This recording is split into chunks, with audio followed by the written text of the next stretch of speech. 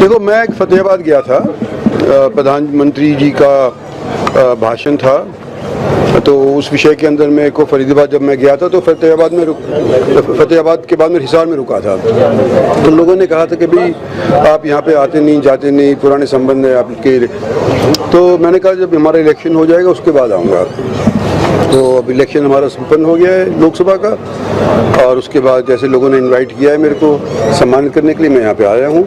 उनका सबका शुक्रिया अदा करता हूँ कि बार एसोसिएशन ने भी मेरे को एक सदस्य, एक वकील के तौर के ऊपर यहाँ इनवाइट किया है, और जितनी मेरे से हो सकती थी इमदाद वो मैंने यहाँ पर आकर के करी है। सर, आपके जो समर्थक हैं अब ये चाहते हैं कि आप मुख्यमंत्री बने हरियाणा के, क्योंकि सबसे सीनियर लीडर आप हैं। अगर नायाब सैनी जी की बात की जाए, उनसे भी सीनियर आप ही हैं, और अमित शाह जी आए थे, उन्होंने भी उनके लिए किया था।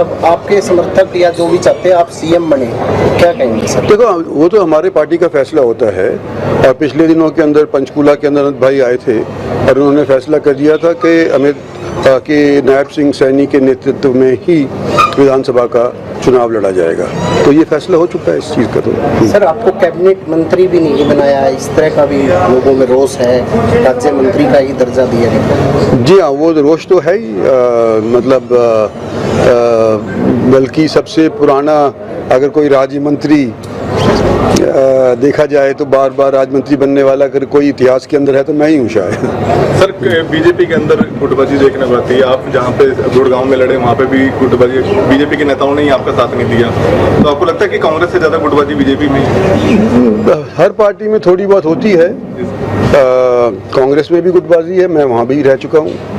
34 साल मैंने कांग्रेस के अंदर गुजारे हैं, तो वहाँ का भी गुटबाजी का मैं शिकार रहा था, और यहाँ पर भी थोड़ी बहुत हो रही है। नई पार्टी है, जैसे कि हरियाणा के अंदर और टाइम गुजरेगा शायद और उभर करके आएगी। सर, इंसाफ मंच के माध्यम से अब क्या लगता है, आप भी बीजेपी की टिकट अपने लोगों को दिलाने का कोशिश करेंगे? नहीं, इंसाफ मंच जो है ना वो सामाजिक मंच है, वो पॉलिटिकल मंच नहीं है। तो उसके अंदर कोविड के अंदर हमने काम किया था, और जो सोशल वर्क है उसके अंदर अभी भी काम करता रहता है वो, तो वो पॉलिटिकल मंच नहीं है। तो आज के दिन इंसाफ मंच की अध्यक्षता मेरी बेटी आरती संभाल रही है। Also, as far as culture and heritage is concerned, you have responsibility for the culture and heritage.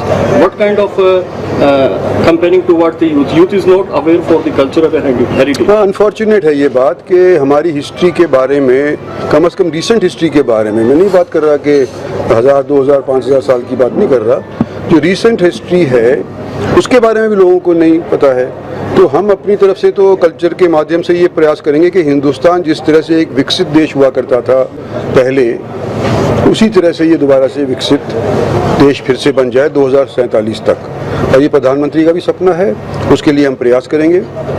इसके अलावा जो हमारी हेरिटेज रही है, जैसे कि आपके यहाँ हिसार के अंदर है, राखी गढ़ी है, अग्रोहा है, इस तरह की जो साइट्स हैं जो वर्ल्ड हेरिटेज साइट है, नॉट इवन फॉर हिसार और हरियाणा, वर्ल्ड हेरिटेज साइट्स हैं, they should be developed. And I am going to request the Haryana government, if you lack funds, give it to us. We will develop it as a tourism spot. We will develop it as a place for interest for youngsters. We are trying to ask the government to give it to us. There is a number of heritage sites in Hisar also, as far as we can say in Haryana. Lot of places in Haryana.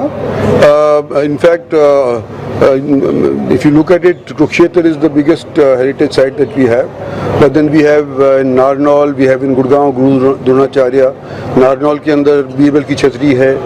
इस तरह से हमारे हरियाणा की जितनी भी हैं, उनको कम से कम जब तक मैं मंत्री हूँ, मैं कोशिश करूँगा उनको उभारा जाए और लोगों तक उसको पहुँचाया जाए।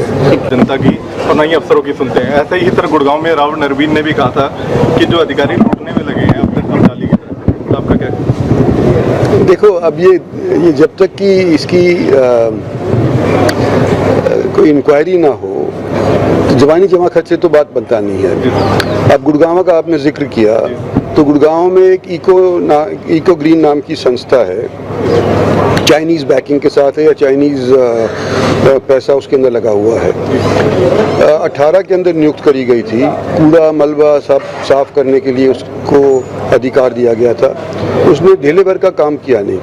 तो मैं तो ये चाह रहा हूँ, और मैंने हरियाणा सरकार को निवेदन भी किया है, इसके लिए एक सेंट्रल एजेंसी से इंक्वायरी करी जाए, जो अफसर लिप्त है उसके खिलाफ कार्रवाई हो, अगर कोई नेता उसके अंदर लिप्त है उसके खिलाफ कार्रवाई हो। तो ये इंक्वायरी जब हो जाएगी जब ही हम दंडित करेंगे। सर, ये अंतिम सवाल, भूपेंद्र हुड्डा ये दावा करते हैं कि विधानसभा में हम सरकार बनाएंगे, कैसे देखते कांग्रेस?